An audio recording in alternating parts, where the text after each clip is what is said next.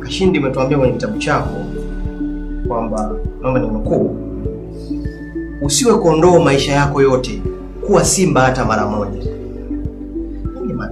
Yes, my point there ilikuwa ni kwamba usiwe mnyonge sana katika maisha ambayo unaishi kila siku, kwa sababu hii dunia inawafeva haiwafevi sana watu ambao ni wanyonge na watu ambao ni waoga. Kwa hiyo nilikuwa nikiplanti ile spirit ya ujasiri katika nafsi za watu, kwamba okay, ni vizuri kuwa mpole, kukaa kutulia na nini na kitu, lakini dunia ina chance ndogo sana kwa wale watu ambao ni wanyonge, hawajiamini, hawaamui, hawana yale maamuzi ya kwa binafsi. Huu ulimwengu kwa nature yake, toka historia yake, unawapa nafasi ndogo sana. Wanao prosper ni watu ambao ni majasiri, wana confidence, lakini hawaogopi sana.